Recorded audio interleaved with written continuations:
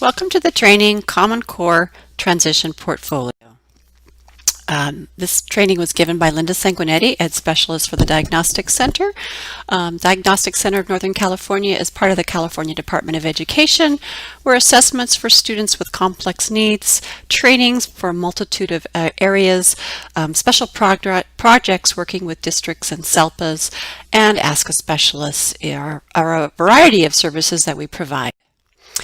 There are three diagnostic centers in California: Northern, Central, and South. You can see from the red area that the Diagnostic Center in Fremont covers areas from the Monterey County all the way up to the Oregon border.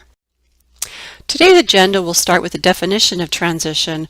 We'll look at assessment, measurable post-secondary goals, Common Core state standards, industry standards, predictors for success, transition evidence-based practices, self-determination, and we're going to use the transition portfolio as the vehicle to facilitate all of that at once.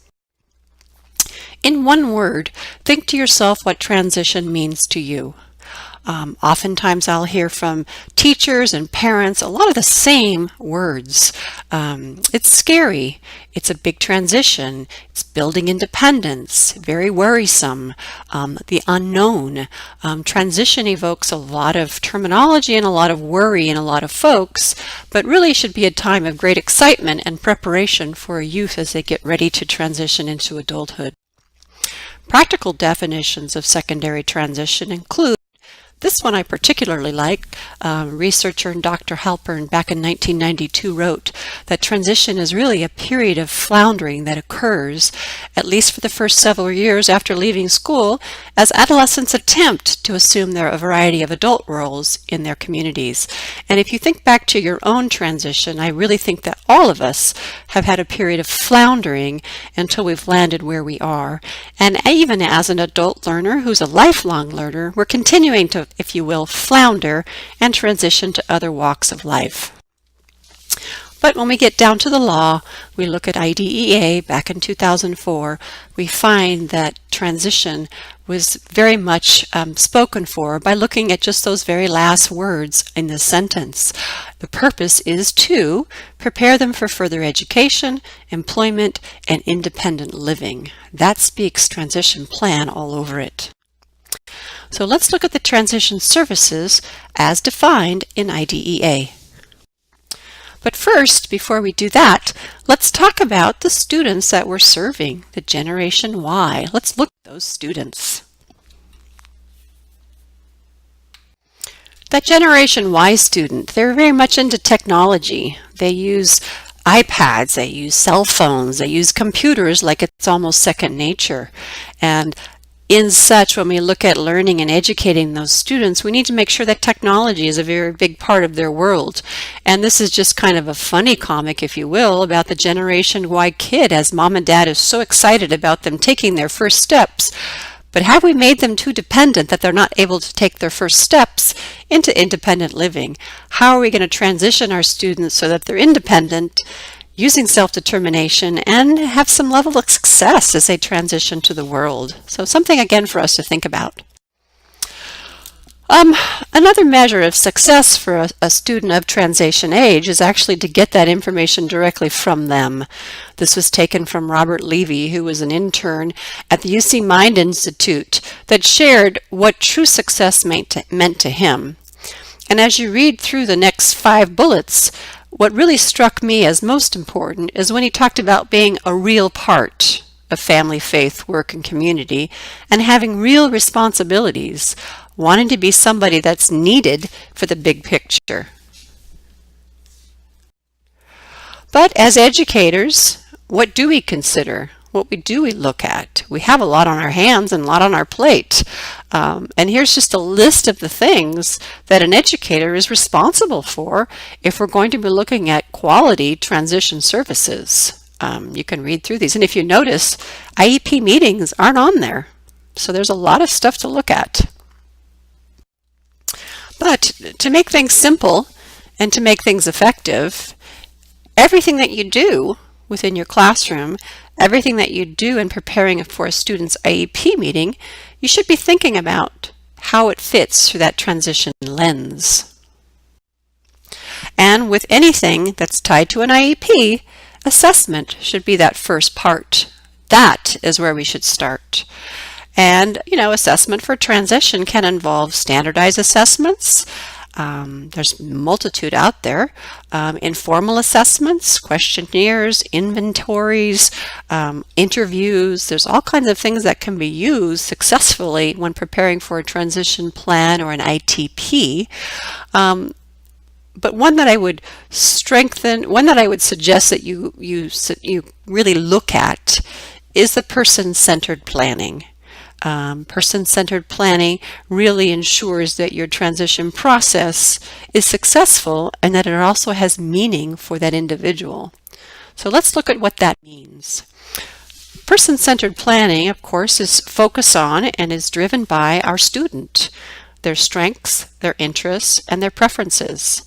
It's looking at what they're able to do, what they're capable of doing, and the opportunities that present themselves for an individual student. It's not rigid. It can change and be adjusted at any moment. It can be flexible and dynamic, but it does require a team working together. It's not just the case manager. It's just not the speech and language pathologist. It's a team that's working together, and it does require a facilitator to facilitate a process, because that's really what it is. So one of those person-centered planning programs that I'd like you to look at or think about is called Making Action Plans, MAPS. And you could Google that and you'll find lots of examples of what that could look like. On this next slide is just a very simplistic version of what I've done at the Diagnostic Center. Not very neat, not very beautiful, but done together with a team, starting in the upper left-hand corner with history. And even though at the Diagnostic Center we get lots of information from districts and families, it's always good to start with a blank circle when you're doing this type of assessment and just gathering information from the team of people that you have in front of me. And what you do is you end up finding what's really important and kind of where the focus is. So we started with history and I documented everything that the team mentioned, moved over to the right to figure out what the dreams were for this team of people for a particular student, in this case Shannon, who was sitting present and participated as best she could. From there, after talking about dreams, we moved to nightmares and what would be the worst thing that could happen. And you really feel a change in the feel of the room, and you start to realize what are the concerns of the family. Moving down to the bottom right-hand corner, you see lots of words, lots of activity down there. It really doesn't matter what it says, but it's just showing the positivity and the positive about who is this young woman and what are her strengths, because that's where we're going to be starting, and that's where we're going to be taking activities from, her strengths. From those strengths, we then transition to what are her needs? What is the big hole? And you start to see how needs and nightmares and needs and dreams, how things start to connect together and you can build some kind of common ground. And then always you end with an action plan.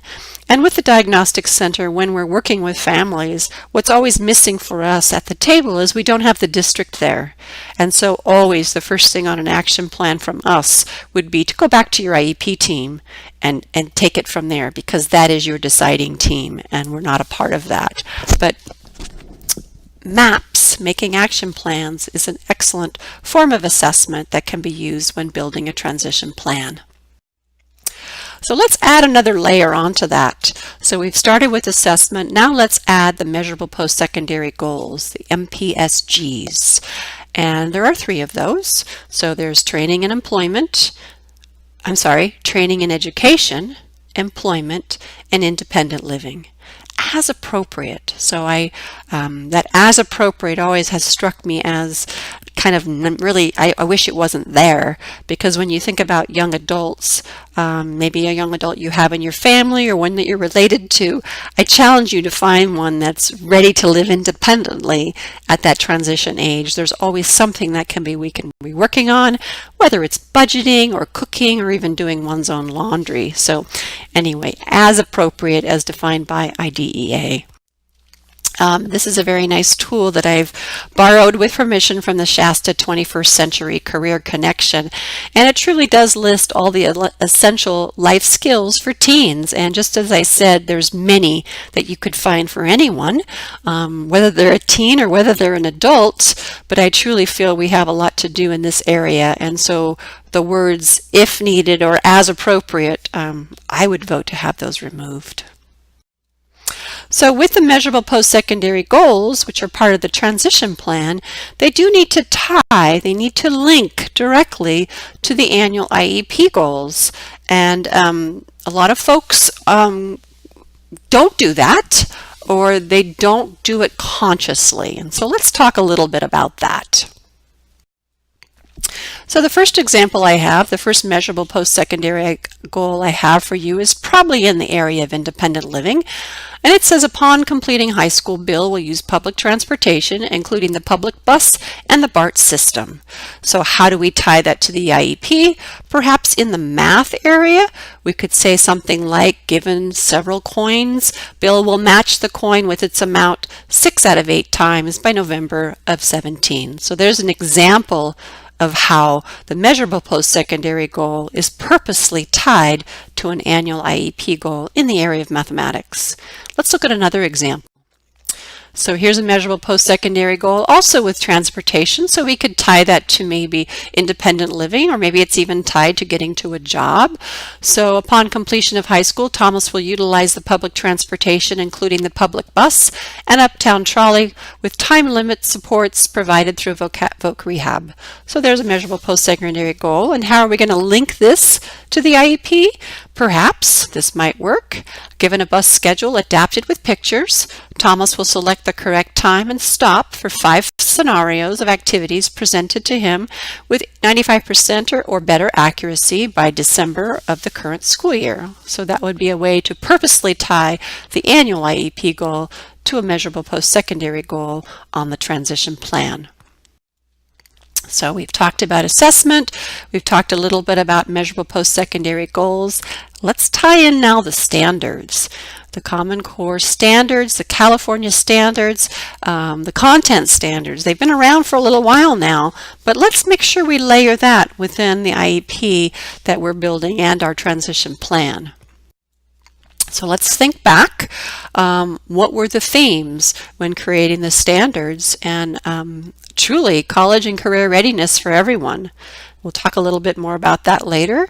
21st century, that's a lot of that technology stuff that we mentioned with our students. And then the 4 C's, critical thinking, communication, collaboration, and creativity. And when I look at those 4 C's, those are truly areas that a lot of our special ed students struggle with. But remember, there will only ever be one set of standards. We've fought for so many years to get where we're at. Only one set of standards. You must start at the student's grade level. Not where you think they're functioning, but where their grade level is. And from that grade level, you have to kind of bridge from that standard to where the student is functioning. It's quite a task for anybody. Thinking back to the shifts in instruction, we've had to change the way we deliver information to our students with the inception of the standards. So we know that in the area of math, there's greater emphasis in explaining the process, how you got there. And not so much about memorizing those math facts anymore. We don't need to know. My goodness, we all have cell phones. We can do our math facts very quickly with our thumbs. Greater emphasis to how math will be used with real life. And oftentimes when working with students, they'll ask you, how does this relate to my life? How am I ever going to use this? So if you can explain how you're going to use this, you may have made a connection with a student so that they're going to have a little more interest in what you're working on. Shifts in instruction for the areas of listening and speaking. We want more accountable talk. We want more perspective taking. Can you see both sides of this? Summarizing. That's quite a skill. That's learning what the activity is, learning the content, thinking about it, organizing it in your head, and then putting it into your own words. That truly shows that you know what's going on. And then, of course, the importance of academic vocabulary. English language arts, text-based answers. We want greater emphasis on nonfiction. We want more text complexity in what our students are reading. And we want students to be able to write, showing some evidence, really being able to have evidence-based writing. So in looking at a standard and looking at one of our particular students, maybe think of one in your head right now. They're not at grade level standards typically, and we're going to start at a grade level standard, and you say, how do I possibly relate that to my student? We're going to take the essence of the standard and all the knowledge that you have of that student, and we're going to determine what the essential learning expectation of the standard will be, and how are we going to have our student access that standard and master that particular skill. So let's look at this. Here's an example, 9th and 10th grade writing standard.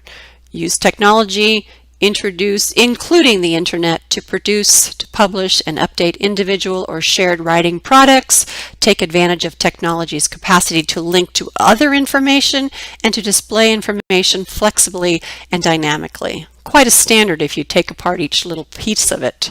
So, when I think of a particular student, and when I want to take just the essence of that standard out, perhaps I'm going to focus on just 2 words in this 9th and 10th grade standard: technology to produce. That's where I'm at with my student right now. So we know our students have truly mastered the standards when they learn the information, they manipulate the information, and they can actually apply it and use it. So when you have those things in place, our students have learned the standards. Here's another example. Let's take it a little bit further here. Here we have a 7th grade math standard. The standard is solve real life and mathematical problems using numerical and algebraic expressions and equations. So I'm going to pull out just real life.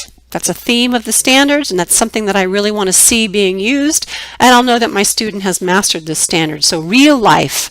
How can I use this? So I've listed the standard again, and underneath it I'm tying it to a measurable post-secondary goal. So real life. So with real life, I'm going to tie it to, upon completing high school, Bill will use the public transportation system using BART and the public bus. That's a real life, and he's going to have to use math, he's going to have to use money in which to access that. So a connection right there.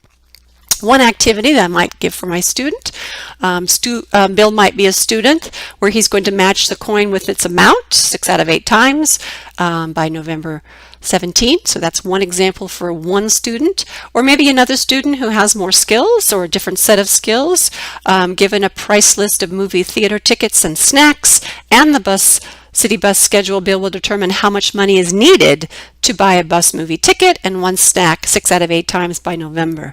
So taking that measurable post-secondary goal, that standard, tying it to the IEP, and now I've got an activity for 2 different scenarios of our Bill who could have different skill sets. So here's another example. This is a 9th and 10th grade standard. Conduct short as well as more sustained research projects, to answer a question or solve a problem. You can read the rest of that. So there's quite an in-depth 9th and 10th grade standard. So let's see what we're going to do with this next. So we're going to tie it to a measurable post-secondary goal. I've listed the standard again, and this time I've pulled out the essence of the standard for my particular student that I'm thinking of. It's going to be short. It's going to be a research project to answer the question. And this is a way that I'm going to be tapping into this particular standard for a student that maybe I'm working with. To tie that to a measurable post-secondary goal, the goal might be after high school, I, meaning the student, will enroll at Shasta College to earn an early childhood education credential. So that's my standard, that's my measurable post-secondary goal. Let's look for a moment at the types of activities we're now going to look at. So for one particular student, by November 17th, Stephen will compare and contrast 2 careers of high interest to define his likes and dislikes about each career and present a poster using a Venn diagram. There's an example. Or, given that Stephen has a different set of skills, by November, Stephen will make a choice between 2 worksite experiences within the classroom and complete the task on 2 out of 3 trials. Another example. Tying our annual goals with some activities to the standards and a measurable post-secondary goal as well. So let's add more onto this to add more meaning. Let's talk about industry standards. And industry standards are, what's needed in the world. What does the world really need? And how meaningful of a direction are our students going, given what the world as it is needs. So when we look at career information, when we look at standards, and when we look at that measurable post-secondary employment goal, when we look at those three areas, and we consider those three areas, this is called triangulating of goals. And that's really you really got some depth and breadth to your goals when you are looking at all three of these areas. One resource that I'd like to kind of turn you on to if you haven't heard of it is ONET. And ONET is a free service. It's our nation's primary source of occupational information. It's not just for students, it's really for anybody who wants to get information about an occupation. It's a database, it's maintained, it's updated, it's free. It has all sorts of applications once you're within it. There's you can explore and you can research different types of occupations. You can do informal assessments, answering questions about choices and careers and locations and all of that. So I challenge you to take a look at that. This is what the web page looks like. Sign up for their emails. They're constantly updating. They have lots of great information. Highly recommended way of keeping track of what our world and our country needs as far as jobs goes. So let's run through this. So we're going to go back to our measurable post-secondary goals, this time in the area of employment. After high school, I'll be employed as an animal caretaker. So that's an employment choice that a student may have shown some interest in. And also on the transition plan, we might have included this educational goal.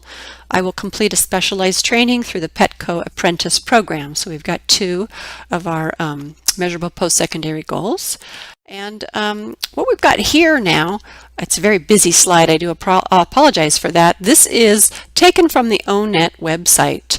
And I basically typed in animal caretaker. And these are all the list of skills that an animal caretaker needs to have.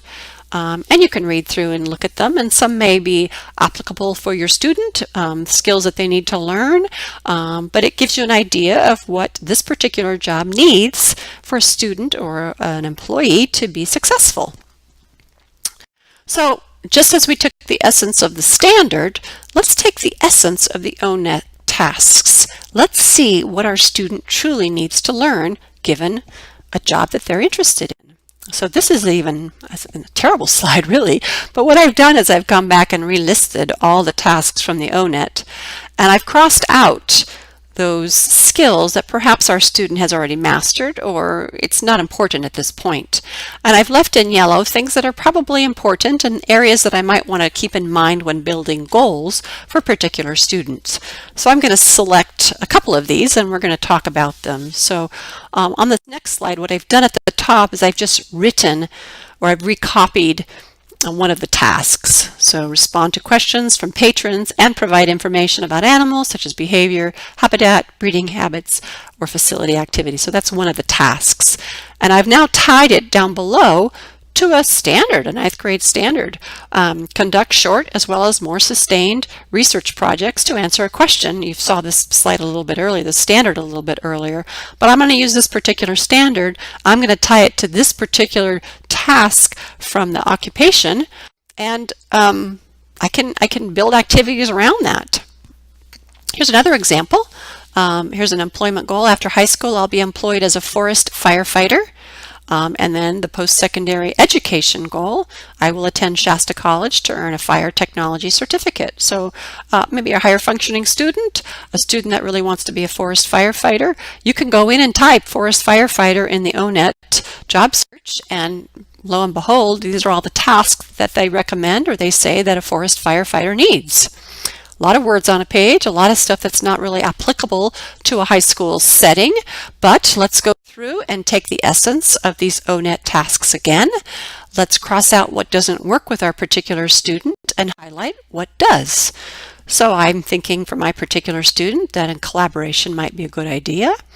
administering first aid or being attentive to others, informing and educating the public, participating in physical training, and using a compass and a map. These are things that maybe stick out of my mind that my particular student might need a little bit support with.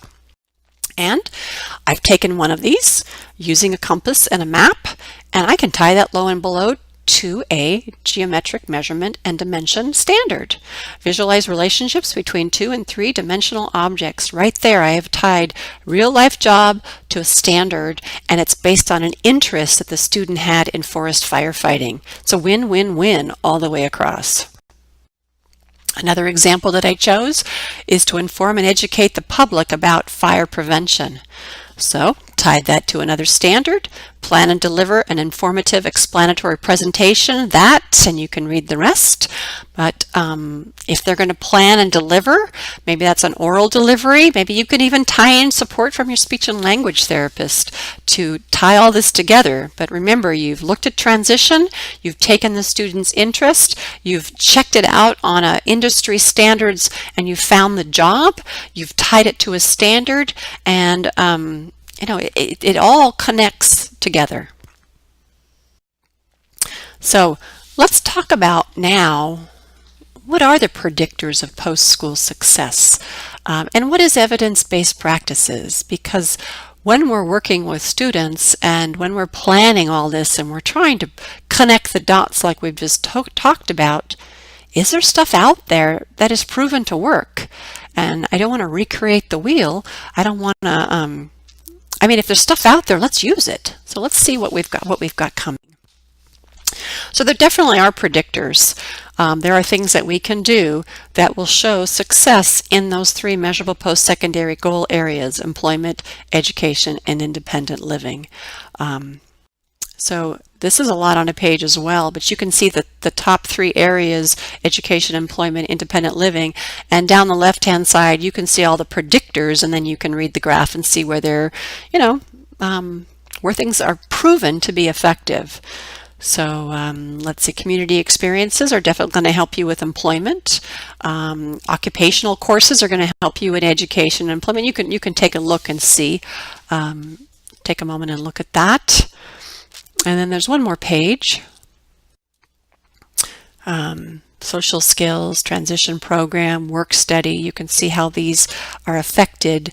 And so, in looking at all these, you say, which are the best? Where do I get the most? Here we go. Which 4 will have the greatest success for you? Participation in general education, work experience and work-based learning, and independent living skills. So that as appropriate measurable post-secondary goal actually is proven to be effective in all 3 areas. So those are the 4. Those are the 3. And here's the 4th one: student support. Student support is just that supportive team, your SLP, your psychologist, your behaviorist, all the team members that come together to support a particular student. You ask, what is evidence-based? That is the very, very best. That's what we're looking for. That is an activity or it's undergone systematic review. Time and time again, looked at time and time again. This particular practice has a record of success. It's just the best of the best. Not everything out there is evidence-based. Some things are research-based. They're coming along, but maybe they don't have the record of success that an EVP has. And then the promising practices, and then the unestablished practices. And to me, time is very short when we're working with students, and it doesn't make sense to work on things that aren't evidence-based when there's stuff out there. It's just a good use of your time. It's a good use of your energies, and highly, highly recommend. So here's a list of evidence-based practices. This was taken from the NASTAC website back in 2013. It's now the NTAC webpage, but these are things that are evidence-based in the areas of transition.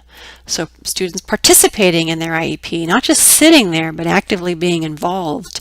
I see money skills throughout this, whether it's banking skills, counting skills, purchasing skills. That's an evidence-based practice.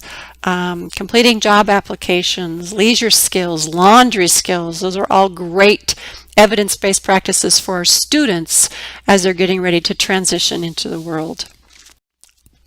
Of course, the lifelong goal for all of us is to have meaningful and fulfilling employment. We want that for everybody. And so with the attention now, we have that integrative competitive employment that's out there. The blueprint has been printed. It's ready, where we're looking at meaningful and fulfilling employment for all.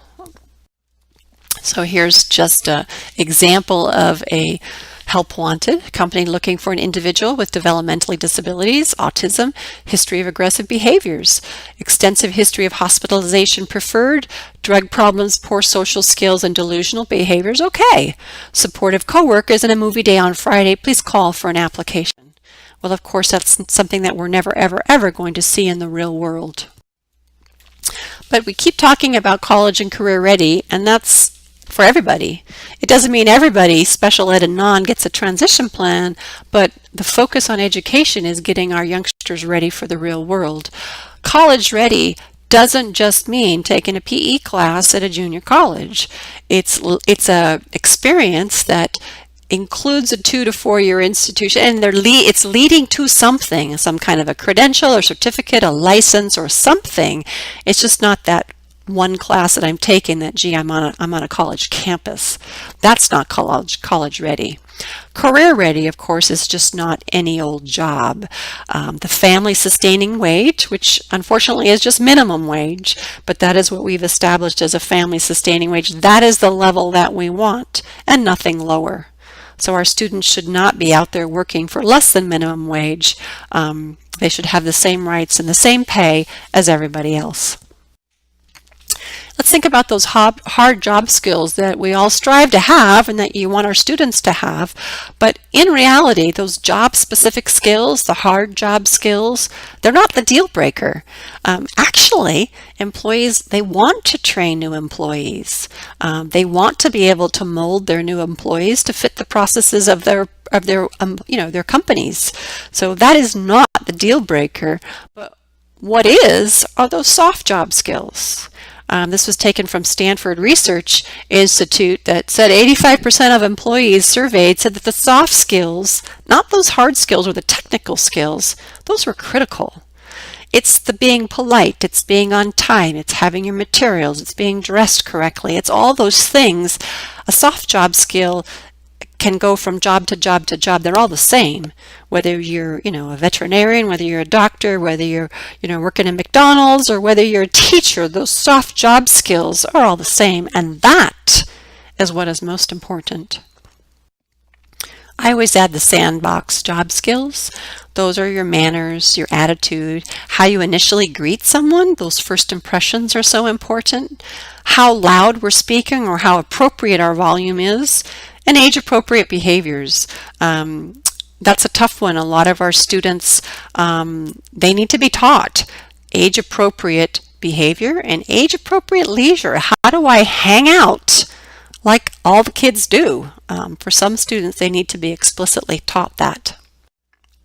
So self-determination, that's the piece that pulls this all together. And let's talk about what that is. Self-determination, choice-making, leadership, goal setting, independence. If I could choose one, independence would be it. How independent can our students become given who they are?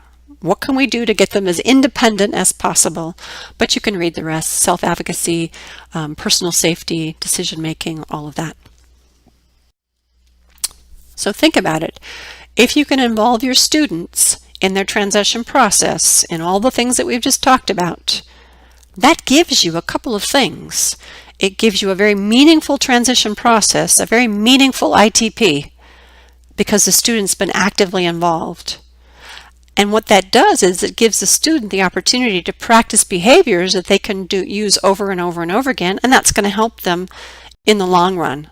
Talk about killing two birds with one stone. Maybe that's a little bit on the negative side, but that's really making that transition process really work for all parties involved. We talked about an evidence-based practice being self-directed IEP, And often I hear that it's very difficult to get students involved in their transition plan, their IEP plan, even just getting students some to even attend. Sometimes the student doesn't want them to be there. The student doesn't want to be there, and sometimes the parent doesn't want them there. But as an evidence-based practice, I strongly recommend that you do your very best to not only get them there and have them participate, but really to work toward them directing their own IEP. So steps along the way, and not everyone can do everything all at once, but here's a level 11 things that you can choose from, and I challenge you to find a student that can't do at least one or two of these with some supports and with some practice. So self-directed IEP, strongly recommend to everyone. And if we look through the standards, we can find support for that. So a 9th and 10th grade standard, it says produce clear and coherent writing in which the development, organization, and style are appropriate to task, purpose, and audience. I can certainly adapt an IEP to that standard. And one of the ways is developing new goals. So using that organization that we use and that recipe that we use to write a good goal, why not involve your student in that process as well? To a degree, it could be easily done. Another example, present information, findings, and supporting evidence clearly, concisely, and logically, such that the listener can follow the line of reasoning. You can read the rest. But aren't we doing a lot of that in an IEP meeting? So by having our students participate in an IEP, they could talk about present levels of performance. They could talk about new goals on current goal performance. They can talk about post-school preferences, interests, needs, strengths. All of those things can be discussed concisely, clearly, and you could pull pieces out of that standard and tie this together very easily. So not only is participation in an IEP an evidence-based practice, you tie it to the standards, it's another win-win for everybody at that table. Finally, another standard, making strategic use of digital media, whatever that means to you.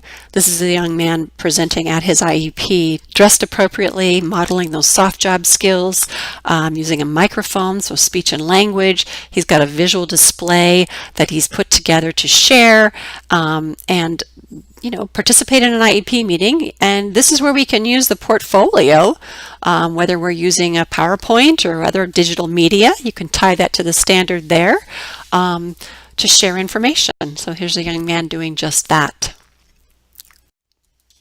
Think of technology, think of our students, think of how technology is such a big part of their world. So not only can you use PowerPoint, you can use video resumes, you can use pictures, I use icons. You can use technology to generate all of this to put together something that a student can then share and present at their IEP meeting. This is just an example from the I'm Determined webpage. You can easily download.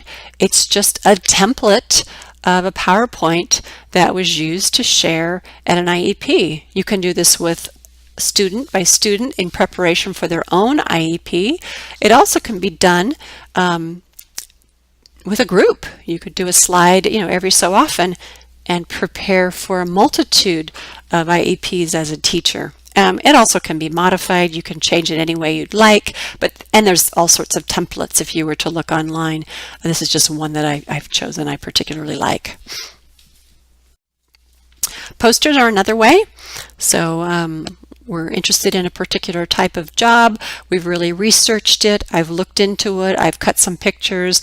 I may not have a whole lot of language, but I definitely have an interest in an area, and I could share this at my IEP very easily with language, without language, but it definitely showcases what a student's interests are.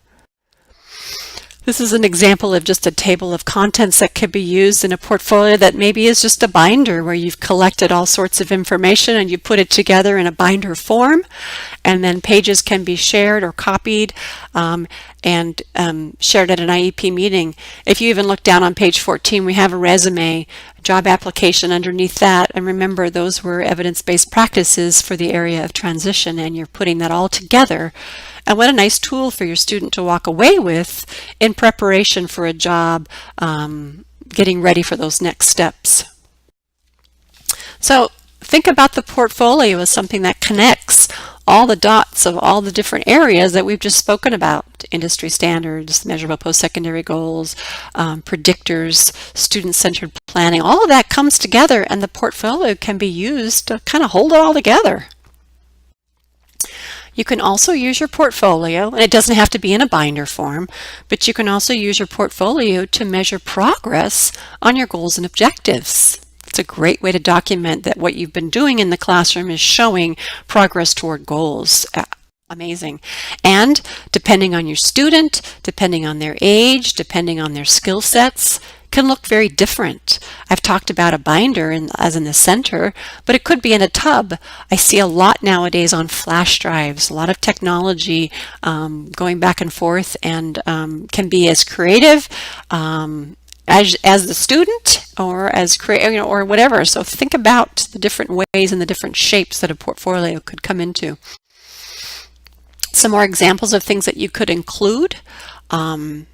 And also a nice way to put information together and be easily accessible for not only the student but the family, and as students transition from program to program. It would be nice to have all that together. And think about starting small. We don't have to get overwhelmed in creating a portfolio. And this is just an example of a young man who's building independent living skills. Is not doing these at home. But the teacher was determined to build these within his program, and you can't see the task schedules that show him step by step how to do it. And he is a little bit relaxed in the center, but he is cleaning up, and he is throwing away his spilled snack, and he is getting that vacuum cleaner out, plugging it in, turning it on, and using it. And that is definitely an independent skill that he'll be able to use whether he's cleaning up the classroom floor, his floor at home, or even if he's at a job site. Great way to use skills and great way to generalize that knowledge across settings. So I want you to think about what you're doing within your classrooms right now, because you're all doing good stuff. So think about all the different tasks that you're doing, and think about, how can I represent these tasks in a portfolio? How can I show off what I'm doing? So for those of you who get out in the community, you've got your CBI, instruction and vocational skills. You can see all the way around this slide how it touches some very, very important things by just getting out in the community and practicing skills. And I mean, I'll give you a second to look at these, but getting out in the community is just a wonderful way of looking at reading and leisure skills and speaking and listening and social skills. It's a great way to incorporate everything into a meaningful way. We've got age-appropriate art. Age appropriate, again, very important. It's not that hand turkey that they did in kindergarten through first grade, through second grade, through third grade. It's something that's really appropriate to a student of transition age. Health and nutrition is very important. Cooking, there's so much you could add into cooking, and it's such a great skill to have, to be able to cook for oneself and cook for others. School jobs are a great way to build those vocational skills on a campus. Start with school jobs and then get them out into the community working, but use your school campus to figure out ways to build those vocational skills needed. Technology, of course, we've talked about learning how to use technology in the world, how to use technology to support academic content, and then, you know, LRE is always getting our students closest to that general ed student. It's also one of the best predictors of post-school success. If you remember back a few slides back, getting our kids with the general ed students is very, very best in so many ways. So think about ways that our students can interact and you know, work with other students and be integrated. So that is the end of this presentation. Thank you so much. Please consider the Diagnostic Center for further assessments, or if you have needs for training or special projects. And if you have any questions, please call the Diagnostic Center directly, area code 510-794-2500. Thank you so much.